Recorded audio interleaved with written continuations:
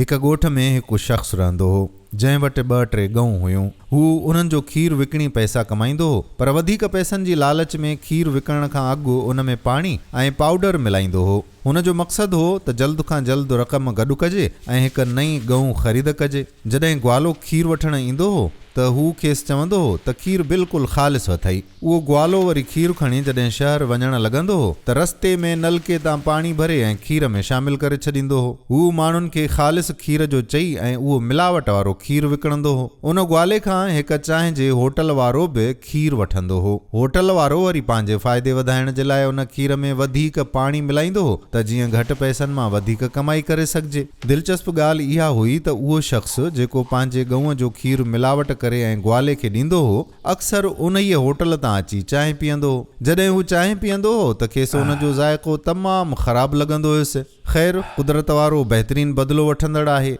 गऊं जे मालिक वटि जॾहिं नई गऊं ख़रीद करण जेतिरा पैसा जमा थी विया त ओचितो हुन जूं 3 गऊं सख़्तु बीमार थी पयूं। हुन जी सॼी मेड़ी चूंडी उन्हनि जे इलाज ते ई ख़र्च थी वई ऐं हुन जो नई गऊं वठण जो ख़्वाब बि अध में ई रहिजी वियो। खीर में पाणी मिलाईंदड़ ग्वाले जो अचानक हिकु ॾींहुं हादिसो थी वियो। हुन जी सॼी कमाई उन जे इलाज में ई लॻी वई, जंहिं ते हुन खे अहसासु थियो त जेके पैसा हुन धोखे सां गॾु कया हुआ उहे ईअं ई हथनि मां निकिरी विया। जंहिं इलाइक़े में होटल वारे जो घरु हुयो उते सख़्तु ॿोॾि अची वई, जंहिंमें हुन जो घरु लुढ़ी वियो। हू पंहिंजे गुनाहनि ते रोइण ऐं माफ़ी घुरण लॻो। दोस्तो, इहो यादि रखणु घुरिजे त जेको पैसो असां हराम तरीक़े सां कमाईंदा आहियूं उहो कंहिं न कंहिं मुसीबत जी सूरत में ज़ाया थी वेंदो आहे। अलाह ताला असां सभिनी खे हलाल रिज़्क़ कमाइण जी तौफ़ीक़ अता फ़रमाए ऐं खीर में मिलावट खां अलाह पाक असांखे बचाए।